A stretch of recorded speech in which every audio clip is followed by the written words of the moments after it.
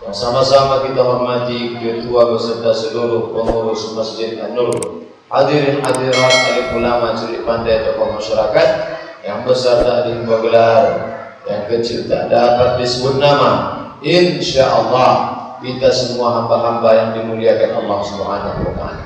Amin. Bagi bapak-bapak, ibu-ibu, pengurus masjid, musola yang mau membuat acara Maulid Nabi, Isra Mi'raj, Nuzul Quran, tahun baru hijrah, tirulah yang dibuat oleh Masjid An-Nur ini. Apanya yang ditiru? Qari'ahnya anak kecil. Jangan bini orang baca Quran di depan laki orang. Bacaannya biasa saja, lipstiknya 2 inci. Nih, tiru yang dibuat malam ini, model nih, contoh. Kalau yang mengaji itu anak-anak, kita ingat anak kita di rumah. Anak saya mesti macam itu.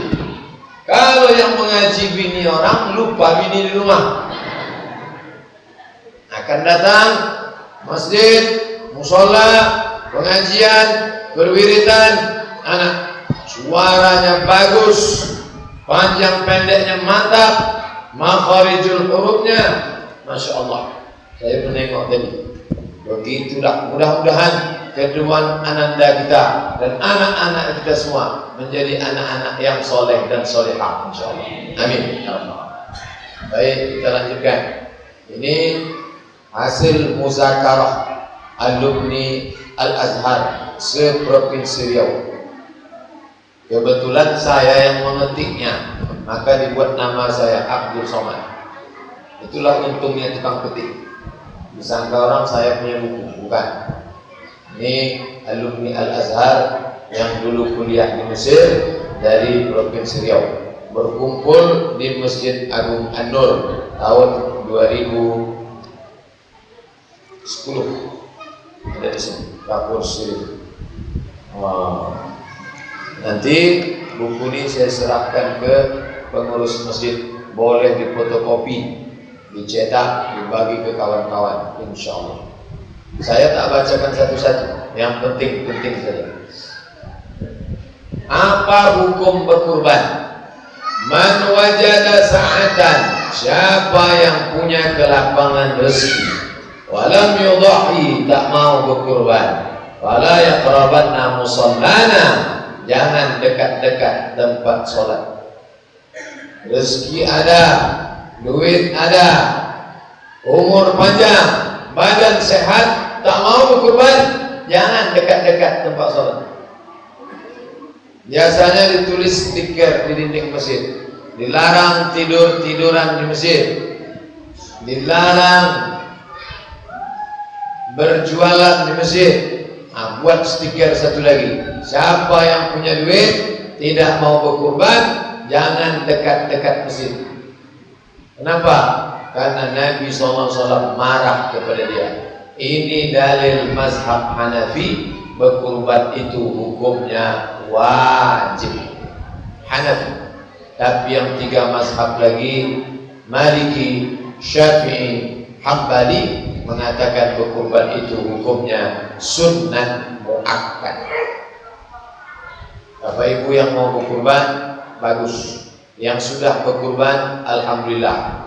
Yang belum, balik dari sini, ambil duit, bayar langsung. Yang belum pernah berkurban sama sekali, innalillah wa inna ilaihi raji'un.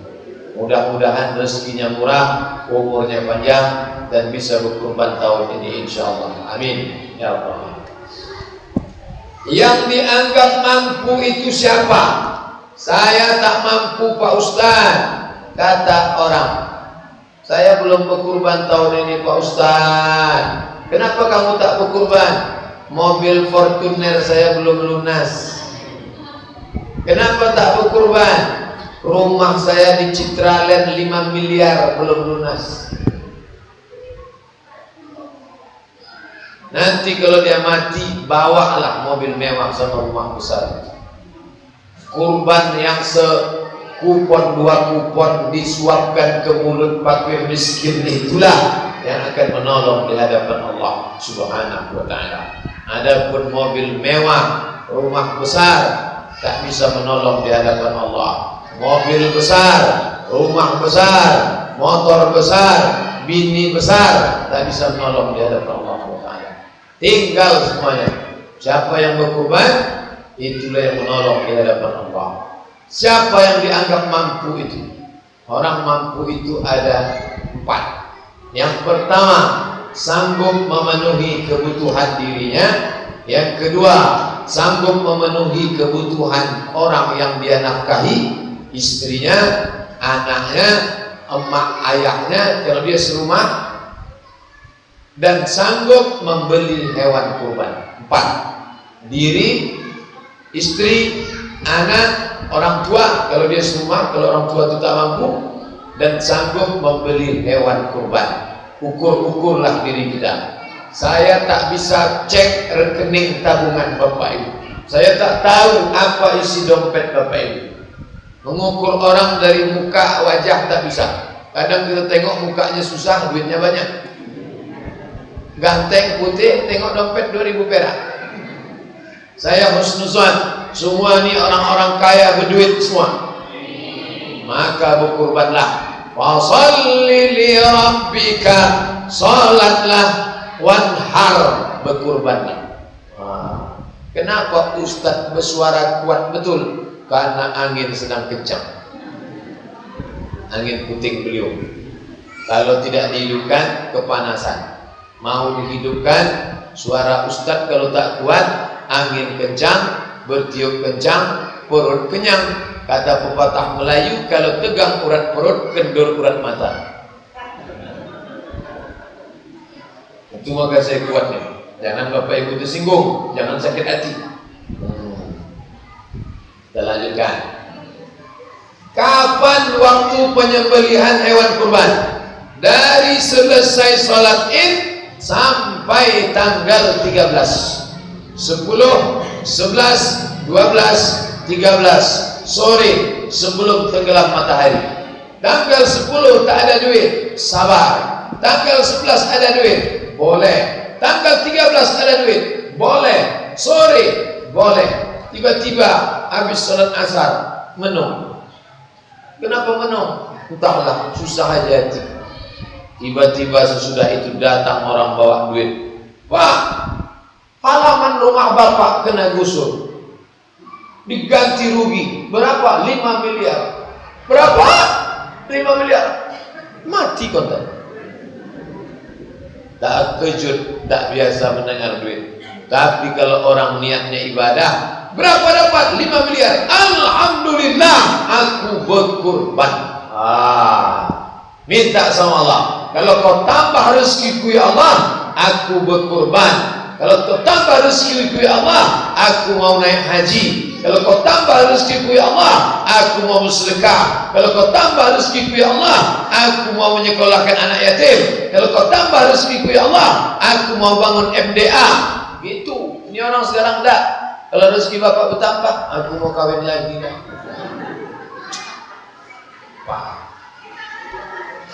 Nah, selanjutnya, bolehkah memotong di waktu malam? Tak boleh. Pak Haji, potongkanlah kurban kami. Kapan? Malam. Tak boleh. Siang kami kerja, mengamankan kantor dari pagi sampai sore. Cuman malam kami bisa. Potonglah malam. Tak boleh. Nabi melarang. Nih, naha anil zahmi bihil lail. Hadis riwayat Tabrani. Boleh memotong di waktu malam. Main futsal orang sekarang malam, main bola malam. Maka kalau ada mau motong di waktu malam, boleh. Kenapa zaman dulu tak boleh? Zaman dulu tak boleh karena lampu tak ada. Takut salah potong. Disangka motong kambing, rupanya kaki kawan. Disangka motong kambing, rupanya pokok kelapa kawan. Disangka motong kambing, rupanya belut ular sawah. Maka zaman sekarang boleh dengan syarat apa? Lampunya terang. Macam malam ni terang. Ini PLN apa diesel? Boleh, tak salah. Nih sudah dibahas. Mana tahu ini pertanyaan ini semua adalah hasil pertanyaan jamaah yang banyak menghebohkan masyarakat, dikaji dalam muzakarah. Diharapkan dengan buku tipis ini menyelesaikan masalah. Saya ingin setelah pengajian ini, alhamdulillah, setelah Ustadz Somad kemarin datang selesai masalah. Saya tak mau setelah pengajian ini, kami sebelumnya tak ada masalah. Setelah Ustadz itu datang muncul masalah. Ustadz mana itu? Itu Ustadz masalah. Dah. Hewan apa saja yang dipotong itu? Kambing, sapi, kerbau, lembu, onta. Min bahimatil an'am. Surat Al-An'am, binatang ternak. Kambing, lembu, sapi, kerbau, onta. Jangan nanti ada ustadz ceramah, Pak Ustadz, boleh kami berkurban pakai ayam? Boleh sekandang. Sapi, kambing, kerbau, onta. Kerbau, sapi, kambing, lembu, onta. Itu yang dibolehkan. Lain daripada itu maka tidak dianggap kurban. Selanjutnya, di antara yang banyak itu mana yang paling afdal? Kata bapak ini, afdallah kami tujuh kambing. Kalian satu sapi cuma seekor. Coba tengok, banyak pahala kami 7 ekor, kalian 1 ekor, kan banyak ekor kami lagi. Kata yang ini, kami memang satu sapi, tapi sapinya besar. Kalian 7 ekor, kambing kurus-kurus. Mana yang paling afdal? Mana yang paling banyak dagingnya? Itulah yang paling afdal. Memang satu sapi, tapi sapi Australia, namanya sapi limosin, beratnya 1 ton. Mantap. Tapi dia 1 kambing, ber7 kambingnya dari langkat. Kambing langkat itu 1 ekor 200 kilo. 7 kali 1 ton 200, lebih bagus kambing. Jadi mana yang paling banyak dagingnya bisa dimakan fakir miskin, itulah yang paling afdal. Usah berkelahi antara kambing sama sapi. Karena kambing dan sapi tak pernah berkelahi. Kita aja berkelahi gara-gara kambing sapi. Nih. Nah, sekarang kita lanjutkan. Adakah hadis syarat yang menetapkan satu sapi 7 orang? Ya, nih halaman 25. Naharna ma'a Rasulullah sallallahu alaihi wasallam. Kami berkurban bersama Rasulullah amal Hudaybiyah, pada tahun perjanjian Hudaybiyah tahun ke-6. Bagaimana? Al-bananata an sab'atin, seekor onta 7 orang, wal baqarata an sab'atin, seekor lembu 7 orang. 7 lebih 7 tak boleh. Guru agama, ustazah, dikutipnya di lokal. Anak-anak kumpul duit ya, 50.000, 20.000, 20.000, 30.000. Berkurban 1 lokal, 1 sapi 30 orang, tak bisa.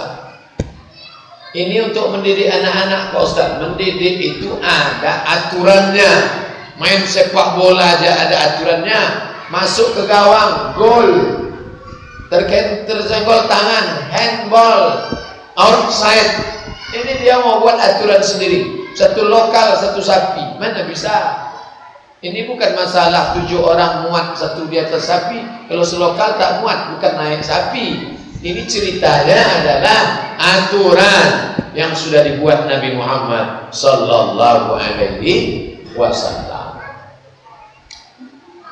Apakah boleh menyembelih kambing sapi bercacat? Tak boleh. Sekarang sapi kambing yang bercacat berkeliaran di pasar-pasar. Kambing buta, kambing sakit, kambing kurus, kambing yang tak ada sumsumnya, haram. Panitia kurban diberikan amanah, Pak Panitia, ini 2 juta, tolong belikan sapi yang sehat. Datang panitia, dibelikannya sapi yang sakit. Maka ini amanah. Wa iza tumina khana, sifat orang berkhianat kalau diberi amanah mengkhianati amanah.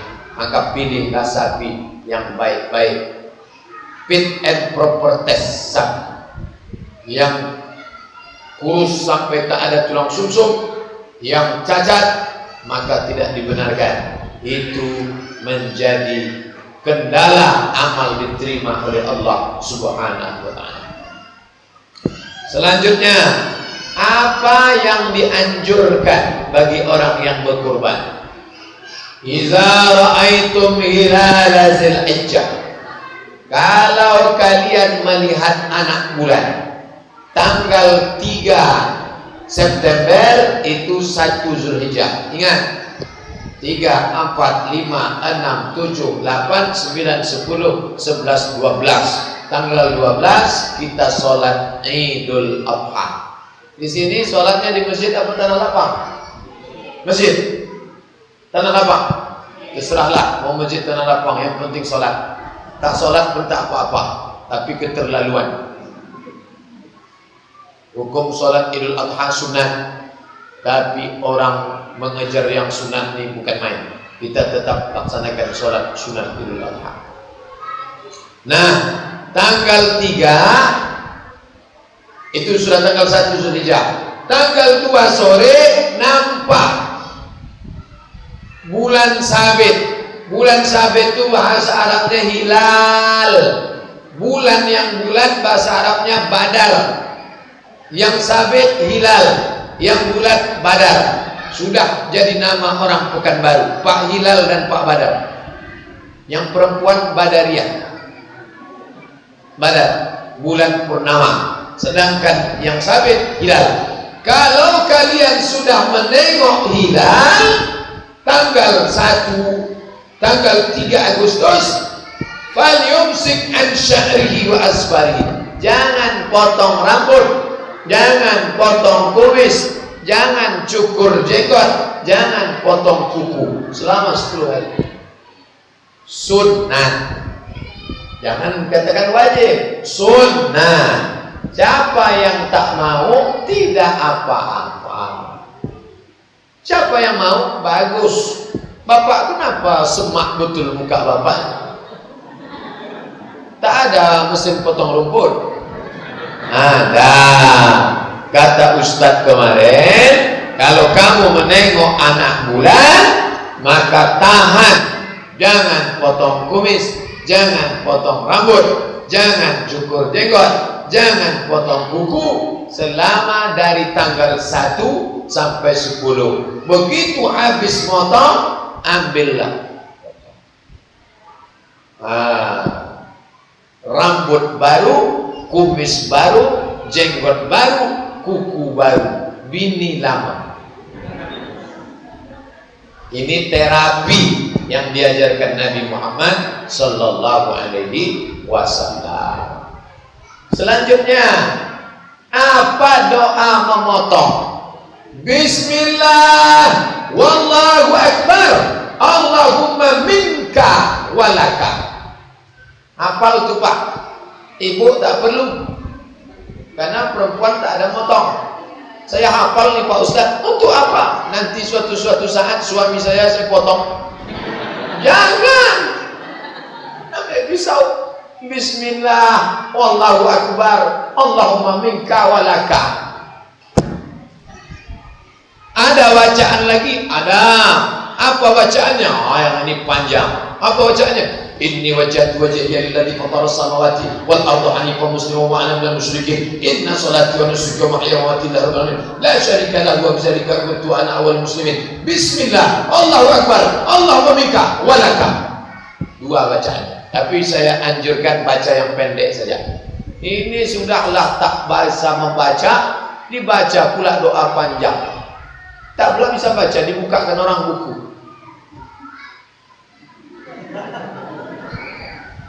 Kata sapi itu kalau potong-potong aja lah, udah tak tahan. Bismillah, Allahu Akbar, Allahumma minka walaka. Kalau mau buat kursus potong nanti, buatkan Masjid Al-Muqarribin, Masjid An-Nur, Musalla, Masjid sekitar, Masjid Darul Iman, buat pelatihan memotong. Siapa pembimbingnya? Ustaz Ikhwan. Beliau berani motong. Ustaz Somad, saya sudah beli pisaunya tahun lalu, sampai sekarang tak pernah dipakai.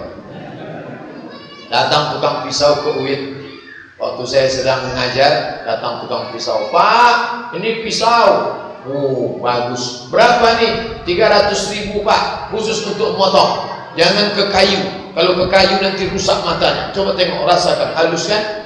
Oh iya, saya beli, ada di rumah, sampai sekarang tak pernah dipakai. Nah, ini masalah doa memotong. Apakah 18? Apakah orang yang berkurban itu mesti menyembelih hewan kurbannya? Afdal.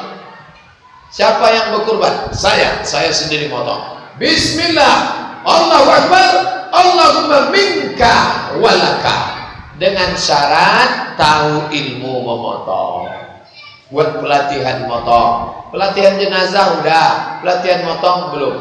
2 urat putus, urat makan putus, urat napas putus. Jangan tak tahu motong, tengok orang motong dia potong. Urat makan putus, urat napas tak putus.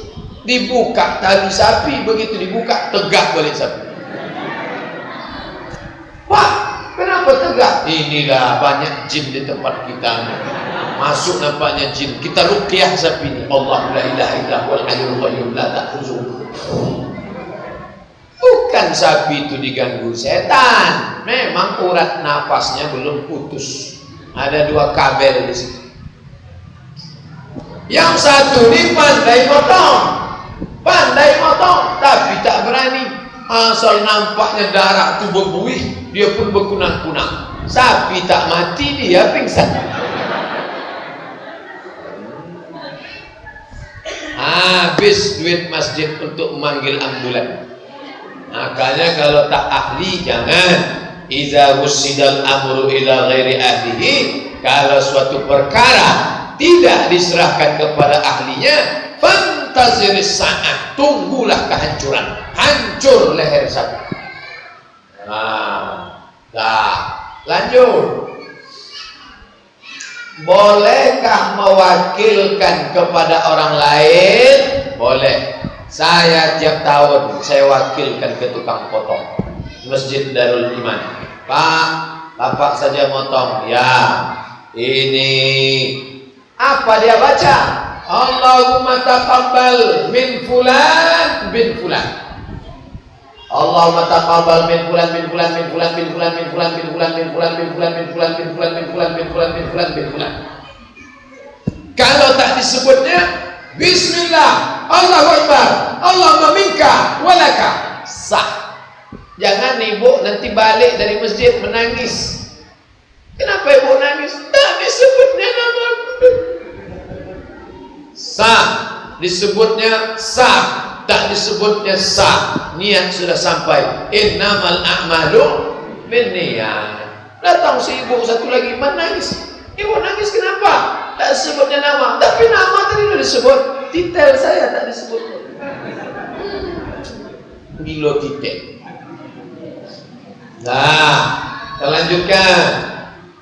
Apakah orang yang berkurban itu boleh memakan daging kurbannya?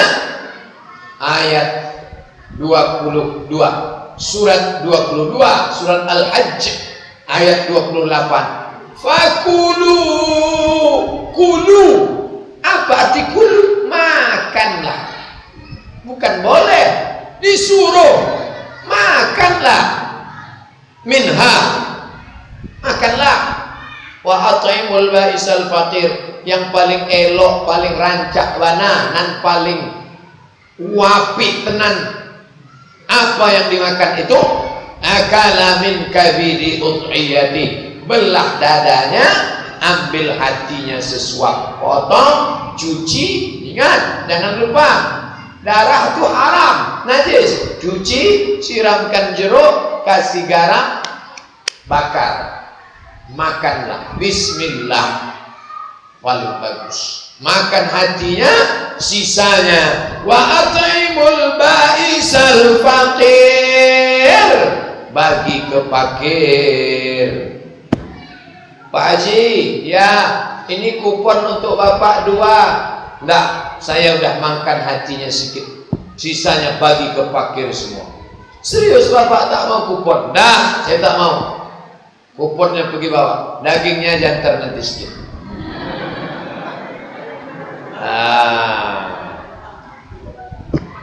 Jadi yang paling mantap dan paling rancak mana, sing wapi tenan adalah makan hatinya sedikit, sisanya bagikan. Bapak tak mau makan daging, saya tak mau makan daging nih. Asal saya tengok kambing nih berkunang-kunang, darah tinggi saya. Bagus. 21. Apakah orang yang belum akikah boleh berkurban? Boleh, tak ada hubung kait. Saya Pak Ustadz belum diakikahkan. Akikah tanggung jawab ayah saya terhadap diri saya, tanggung jawab ayah ibu terhadap diri ibu, tanggung jawab ayah bapak terhadap diri bapak. Sedangkan kurban tanggung jawab diri kita terhadap diri kita sendiri. Tak ada hubung kait. Siapa yang belum akikah dulu, itu urusan orang tuanya. Mungkin mereka susah, tak ada duit. Mungkin mereka duit banyak, tapi tak tahu agama. Jahil, bahlul, goblok dalam masalah agama. Nah sekarang kita sudah ngaji. Pak Ustadz, saya ini belum akikah, bolehkah saya mengakikahkan diri saya? Boleh. Kapan? Besok pagi. Ibu, bapak, ada duit malam ini 2 juta, balik dari sini beli kambing. Besok undang saya datang besok. Habis sholat Jumat saya datang. Tapi kalau udah 40 tahun, 50 tahun, akikah saja, jangan cukur rambut lagi. Sampai 10 tahun mencukur ya. Kalau sudah 40 tahun, akikah saja, jangan pula minta ayun pakai marhaban. Besok saya datang kemari, suara mikrofon, marhaba ayyanur. Awak sangko yang diayun cucu, rupanya nenek bayun. Patah tiang ayunan. Apa dalil boleh akikah sesudah dewasa? Aqa'an nafsihi ba'dama bu'itha nabiyan. Nabi mengakikahkan dirinya sesudah jadi nabi. Nabi 40 tahun jadi nabi. Boleh. Duit saya cuma 2 juta Pak Ustadz. Mana yang saya lakukan? Kurban apa akikah? Kurban. Karena kurban itu tanggung jawab kita. Duit saya 4 juta Pak Ustadz. Aku saiki sugih tenan Pak Ustadz. 1, 2, 3, 4. Ada 4 juta duit saya. Mana yang saya lakukan? Dua-duanya. Saya melakukan kurban, saya mengakikahkan diri saya. Boleh. Mantap. Inilah yang saya bingung selama ini Pak Ustadz, antara akikah sama kurban. Jadi dua-dua tak saya buat Pak Ustadz. Apa? Bolehkah membagi daging kurban ke kampung lain? Mudah dijawab, tak perlu saya jawab lagi. Boleh. Boleh.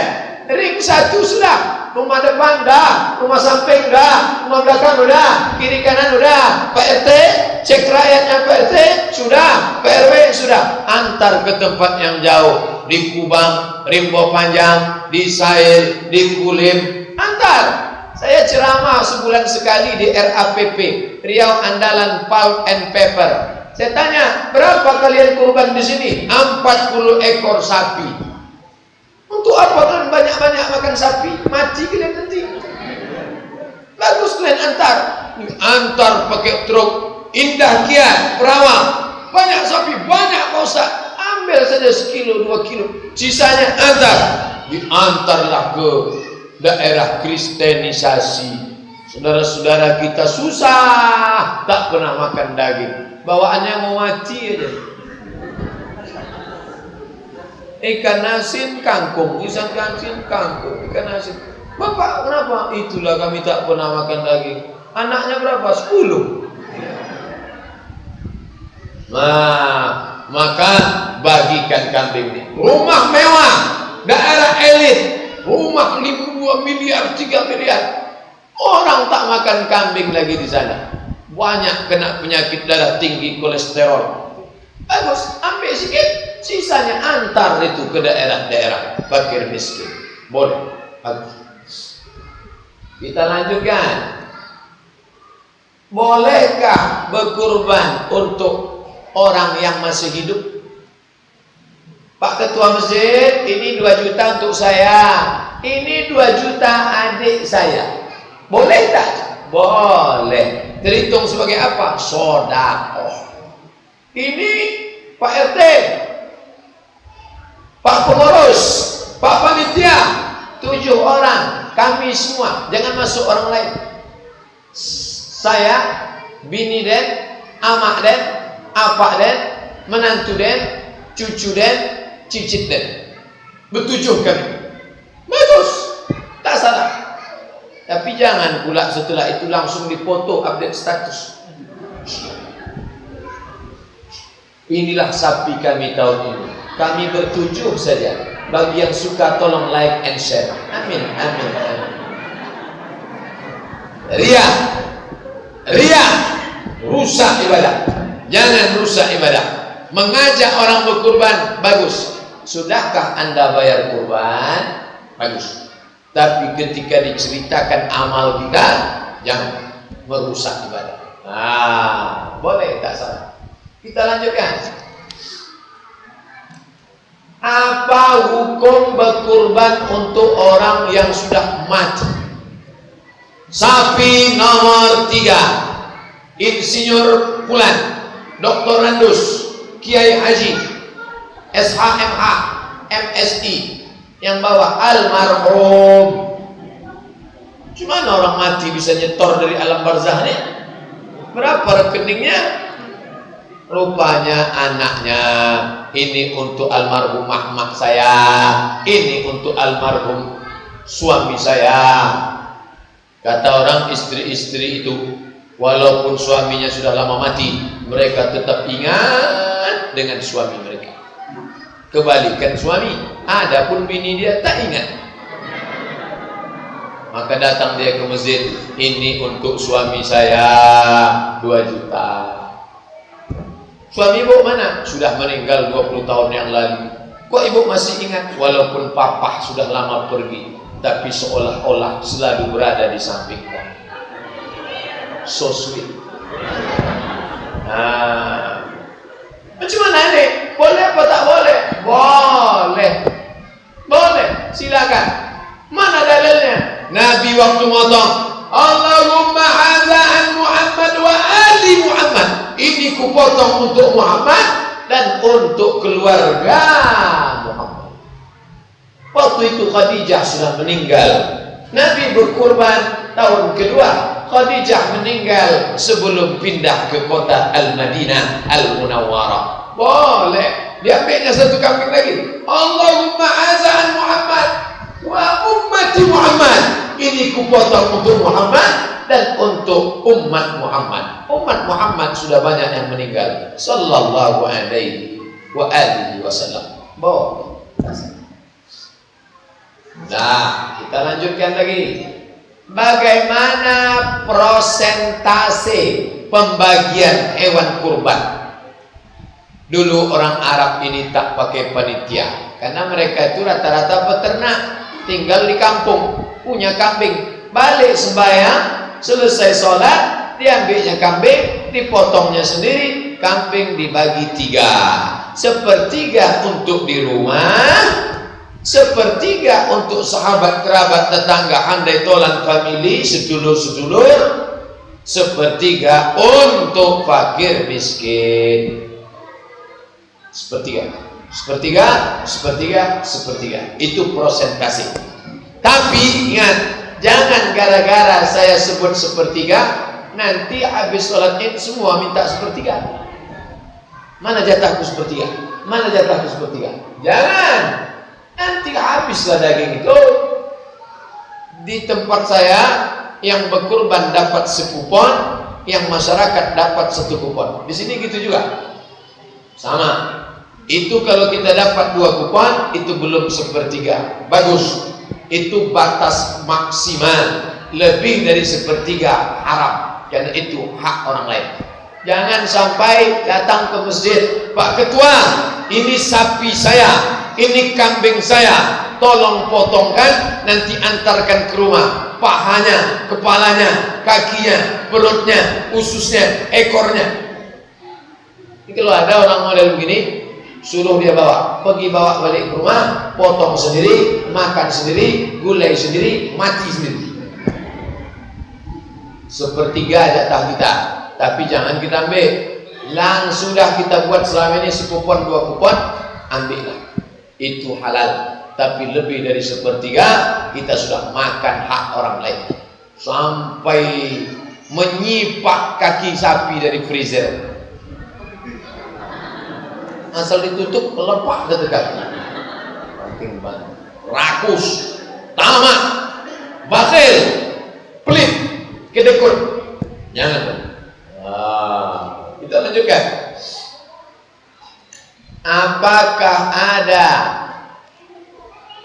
Apakah panitia kurban boleh mengambil daging kurban sebelum dibagi? Potong, bertimbun kambing, sapi, kerbau. Oh, daging. Datang ibu-ibu, diambilnya pisau, dipotongnya. Yang daging enak-enak, empuk-empuk, lemak-lemak. Potong, cincang, halus, kasih bawang, kasih daun sop, kasih seledri, kasih bawang pre, masak. Habis itu diajaknya makan. Ayo kita makan. Bismillah. Allahumma barik lana. Yummy. Ini yang dimakan nih daging punya siapa? Pemiliknya tak jelas. Ini daging STJ, status tak jelas. Haram dimakan. Karena pemiliknya 3, pekurban, fakir miskin, sahabat kerabat tetangga. Jadi bagaimana cara menghalalkannya? Pagi kita mau makan. Kalau cuma makan lontong tenaga tak kuat, harus cincang. Makan lontong nanti. Gimana menghalalkannya? Gini cara menghalalkannya. Bapak-bapak pemilik sapi nomor 1. Pak Pulan, Bu Pulan, Dek Pulan, Kak Pulan. Selamat datang. Bapak pemilik sapi nomor 1, ya, kami minta jatah Bapak 10 kilo. Ini sapi 60 kilo. Kalian punya jatah 20 kilo. Boleh kami minta 10 untuk kami makan sarapan pagi ini? Kata mereka itu ambillah. Halal, halal, halal. Ada yang 1 pelit. Oh, tak bisa. Karena ada pisau di situ. Ayun-ayunkan pisau itu sendiri. Pak, boleh kami minta jatah kalian 10 kilo? Kata dia, ambil. Begitu caranya, supaya jangan sampai makan haram. Selama ini sesuka hati kami aja Pak Ustaz, kami gulai, kami cincang. Setiap tahun gini, iya. Apa boleh buat? Banyak-banyak istighfar, salat sunat taubat. Minta ampun kepada Allah Ta'ala. Jangan diulang lagi. Ini perbuatan makan ini jangan diulang lagi. Menjadi penyakit, menjadi dosa di hadapan Allah Subhanahu wa Ta'ala. Kulit. Bolehkah menjual kulit? Hadisnya jelas. Halaman 40. Ingat, halaman 40. Saya kasih tanda.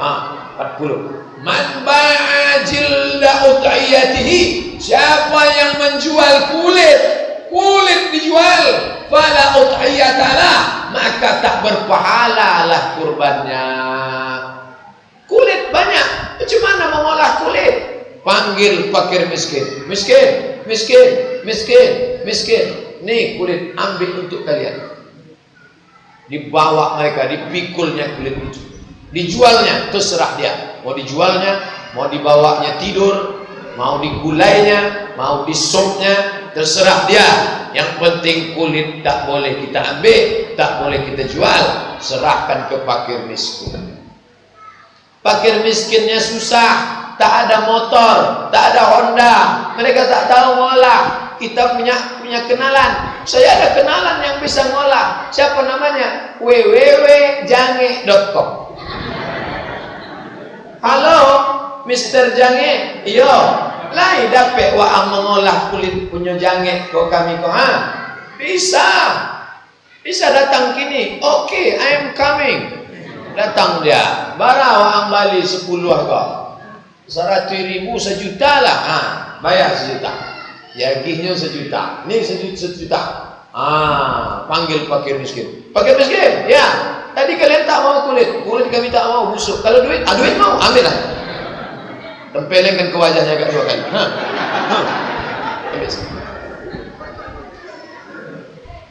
Jangan duit itu diambil beli tali, beli kresek, beli nasi bungkus, Jisamsu, gudang garam filter, apalagi sejak harga rokok naik ini.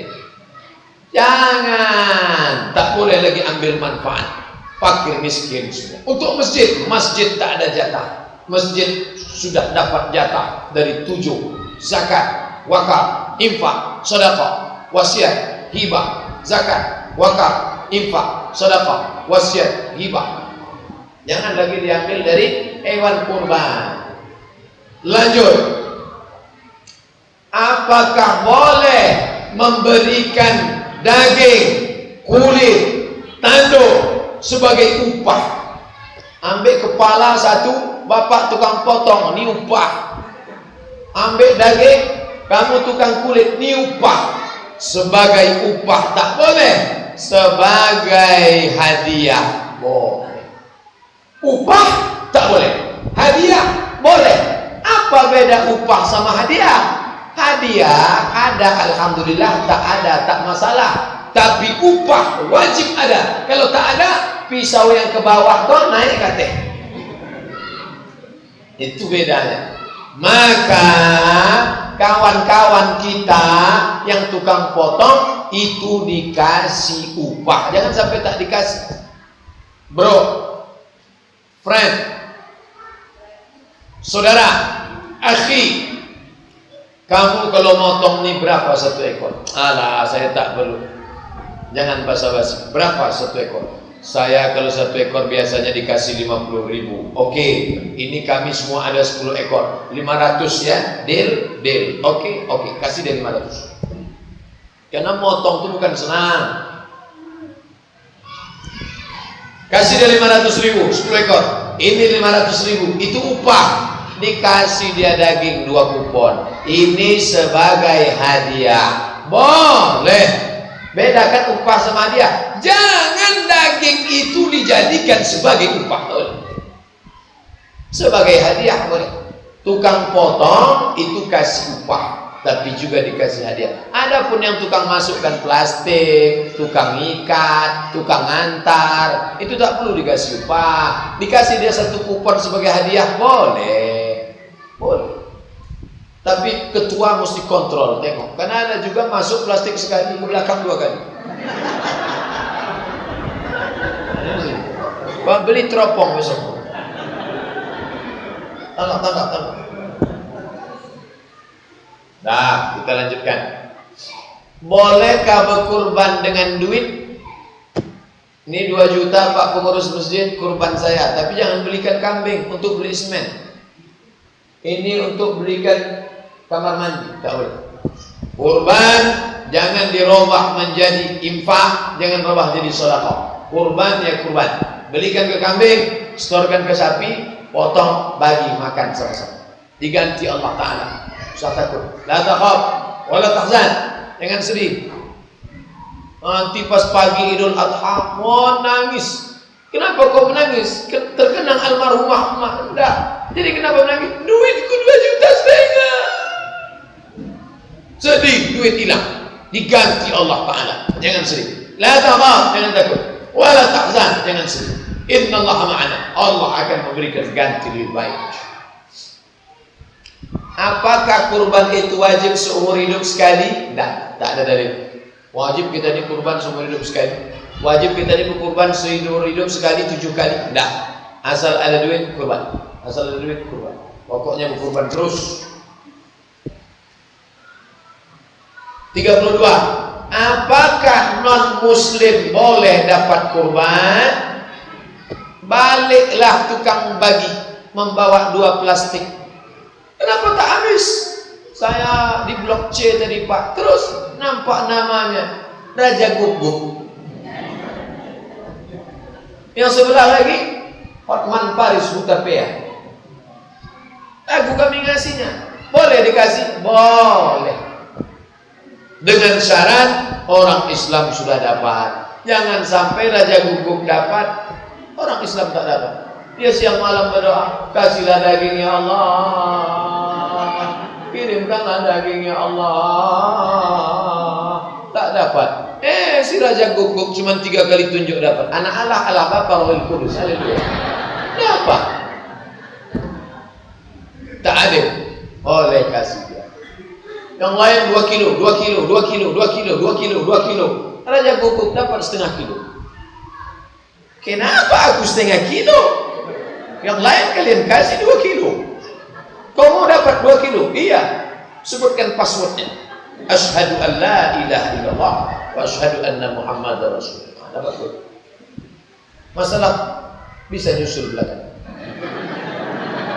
Sunat masuk Islam di hari itu, ambil pisau potong sekali. Nah, apa hikmah daripada kurban ini? Hikmah dari kurban ini adalah terakhir pembahasan hikmah kurban 5. Pertama, ati'ullah, perintah Allah. Yang kedua, wa ati'ur rasul, perintah Rasul. Yang ketiga, silaturahim. Jumpa tetangga, kawan, sahabat. Makanya waktu motong itu anak dibawa, istri dibawa. Tapi yang perempuan-perempuan, anak gadis, istri, kalau ikut motong jilbabnya panjang. Ini banyak anak gadis ikut motong pakai celana pendek, celana jin, celana sempit. Banyak tukang potong tuh salah potong beliau. Mengangonya mencari celana sampi kok. Pakai jilbab panjang. Kalau perlu pakai sapu tangan. Jadi matanya aja yang nampak. Ini pakai celana sempit.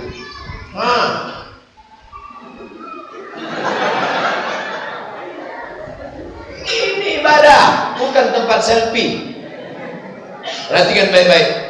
Nah, apalagi mengikis sifat kikir, bakhil, pelit, kedekut.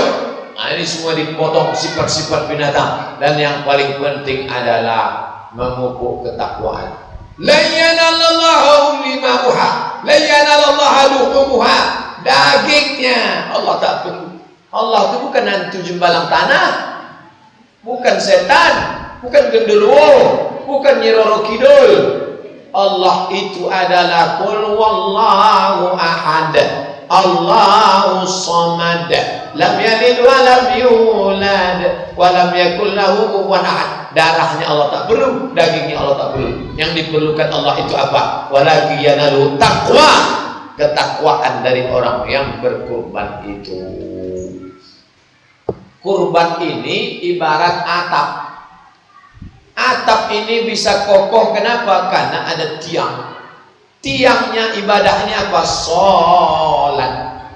As-sholatu imaduddin. Sholat itu tiang agama. Nanti ibu bapak di Masjid Nabawi, nanti kalau ada kawan yang sedang di Masjid Nabawi sekarang, tolong SMS.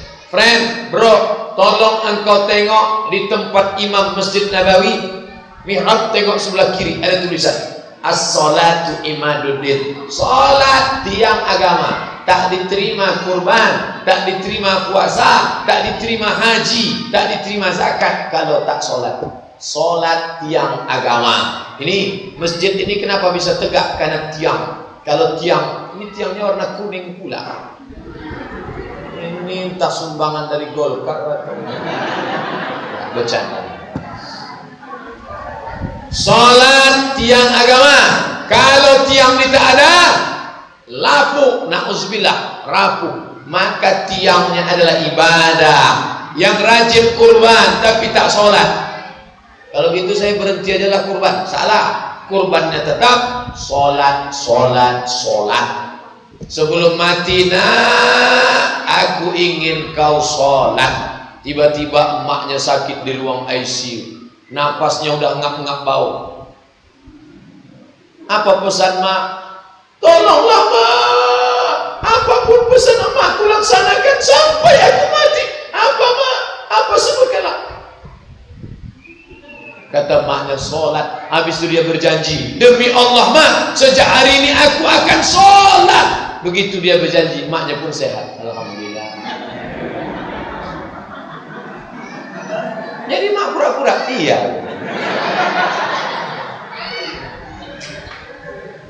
Sehat.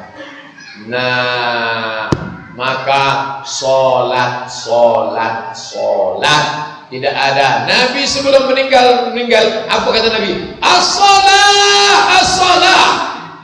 Abu Bakar Siddiq waktu jadi khalifah, pesannya yang pertama, qumu ila salatikum, salat. Dan salat itu di masjid.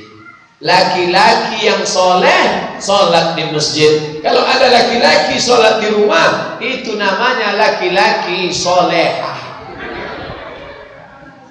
Suami ibu yang sholat di rumah itu laki-laki solehah. Besok pergi ke Ramayana, belikan telekom mukena, bungkus pakai plastik, oleh-oleh happy birthday papa. Dibukanya, kenapa kau belikan telekom? Kata Ustadz Somad, belikan telekom. Makanya Nabi kalau selesai sholat miring ke kanan. Tadi saya jadi imam, kehormatan diminta jadi imam, saya maju. Habis sholat miring ke kanan. Nah, kenapa miring ke kanan? Karena sahabat makmum minta barokah sebelah kanan. Mau barokah sebelah kanan? Nih ambil nih kan. Itu tujuan imam miring sebelah kanan. Jangan ibu salah jawab. Nanti anaknya nanya, "Ma, kenapa imam sebelah kanan? Rumah dia sebelah kanan." Miring ke kanan karena ingin dapat barokah sebelah kanan. Tapi versi 2 imam menghadap ke jamaah. Assalamualaikum warahmatullahi wabarakatuh. Assalamualaikum warahmatullahi wabarakatuh. Nabi menghadap ke jamaah. Banyak imam sekarang kalau yang menghadap ke jamaah dia nunduk sambil megang-megang kuku. Itu namanya imam grogi. Dia nunduk karena makmumnya melotot. Dia grogi, tak sanggup dia nengok mata makmum.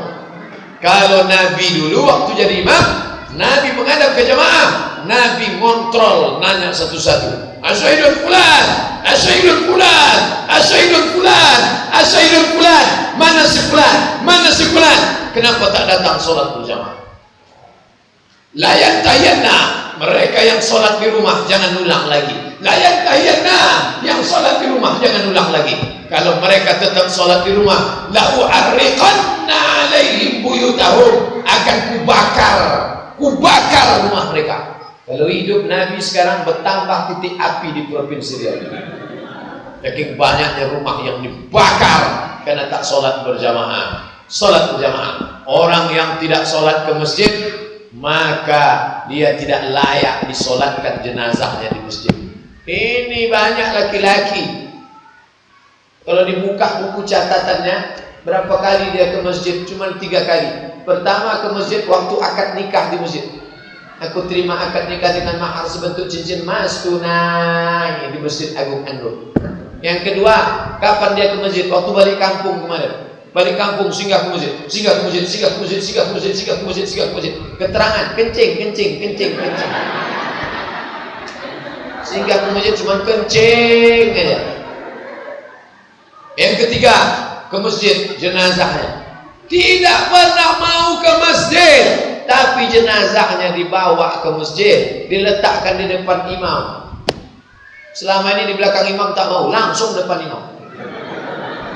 Allahu Akbar, Fatihah.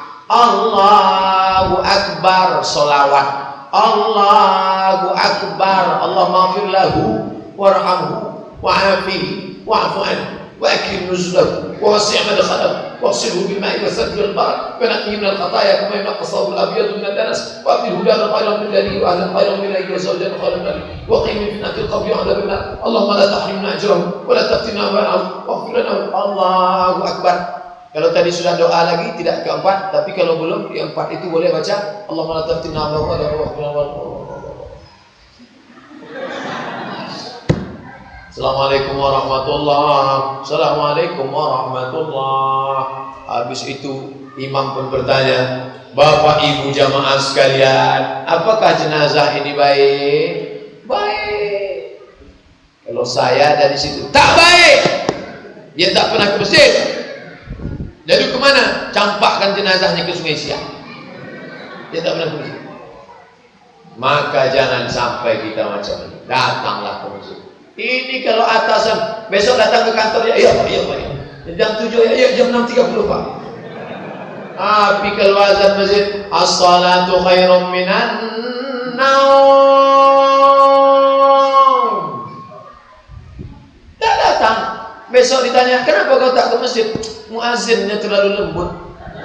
Makanya saya udah bangun tadi, tapi karena lagunya panjang saya itu tidur. Minan naum. Besok di rumah muazzin, as-salatu khairum minan naum. Tetap juga tak mau datang. Ini orang cari-cari salah orang aja. Pokoknya datang ke masjid. Datang ke masjid. Tidak ada amalan yang paling utama selain daripada memakmurkan masjid. Nanti atap akan hilang di padang mahsyar sejengkal dari matahari. Ada orang yang dinaungi Allah. Siapa itu yang dinaungi Allah? Rajulun qalbuhu mu'allaqun fil masajid. Orang yang hatinya tergantung di masjid. Badan boleh di kantor, badan boleh di pasar, tapi kalau sudah masjid. Saya pergi ke toko batu cincin dekat Ramayana Sudirman, ada toko batu cincin tutup. Pak, kemana yang jual ini? Ke masjid sholat zuhur dekat Ramayana, toko batu cincin. Ke masjid sholat zuhur. Dia tidak pernah tinggal sholat zuhur. Nanti setelah sholat zuhur baru dia buka tokonya. Pembeli datang, tak penting, yang penting sholat zuhur. Tuh, orangnya tidak pakai peci, bukan ustaz, bukan LCMA, sholat tak pernah tinggal di masjid. Saya pernah acara di Pelalawan, tinggal di hotel, sekamar sama wartawan. Wartawan, yang lain sekamar sama ustaz. Saya mungkin tak dianggap ustaz, sekamar sama wartawan. Dek, kakak kamar nomor berapa? Bapak kamar nomor. Sama siapa? Sama wartawan. Ternyata dia wartawan. Pas azan di masjid, hayya 'alas shalah. Mas wartawan mau kemana? Ke masjid Pak. Masya Allah. Hujan lebat, turun kami ke bawah. Nanya sama security, Pak, ada payung? Ada. Sepayung berdua lah kami. Masya Allah. Sholat. Itu kesan luar biasa. Wartawan tak pernah tinggal sholat di masjid. Begitulah kalau sudah hati tergantung di masjid. Kalau hatimu tergantung di masjid, walaupun badanmu di kantor, kau tak sabar. Tapi bisa dibalik. Badan di masjid, hati di luar. Nah, itulah yang salam patu ayat. Assalamualaikum warahmatullahi wabarakatuh.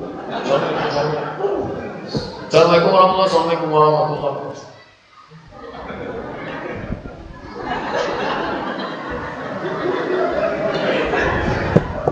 Badan di luar, hati di luar, badan di masjid. Khotib khutbah Jumat, berapi-rapi khotib. Marilah kita memakmurkan masjid, kita dengarkan khutbah. Bukan didengarkannya, difotonya khotibnya.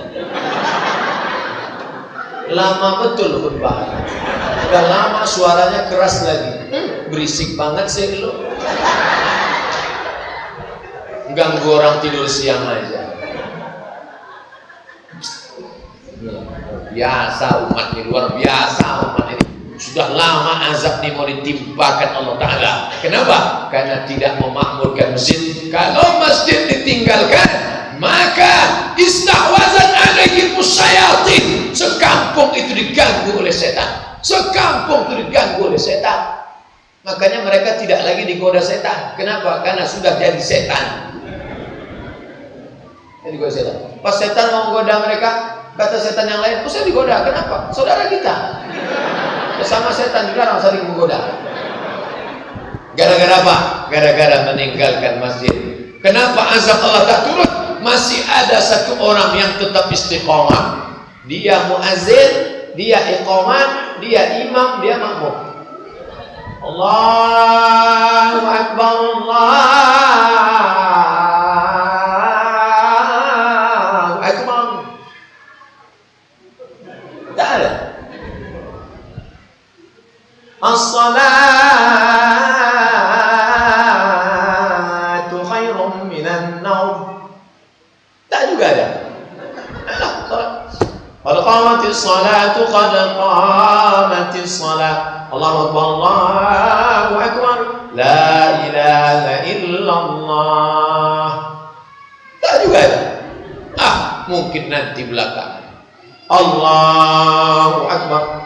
Ghairil maghdubi alaihim waladdallin. Tak ada. Mungkin nanti rakaat kedua. Sami Allahu liman hamidah. Allahumma hdina fi man hadait. Tak ada. Assalamualaikum warahmatullahi. Memang tak ada. Gara-gara dia itulah azab tak turun. Yang diejek, yang dicaci, yang dihina, dia tetap memakmurkan masjid. Gara-gara dia itulah azab tak turun. Maka Allahu liyu'adzibahum, maka Allahu liyu'adzibahum anta fihim. Selama Muhammad masih ada, azab tak turun. Sekarang Muhammad tak ada, sallallahu alaihi wasallam. Tak ada dia. Kenapa azab tak turun? Wa ma kana Allahu mu'adzibahum wa hum yastaghfirun. Allah tidak mengazab karena masih ada orang beristighfar di dalam masjid. Astagfirullah, astagfirullah, astagfirullah, astagfirullah. Masjid yang sudah cantik, tiang yang sudah besar, maka makmurkanlah masjid ini. Insyaallah Allah akan menyelamatkan kita dunia akhirat. Amin. Ya Rabbal alamin. Itu yang dapat saya sampaikan.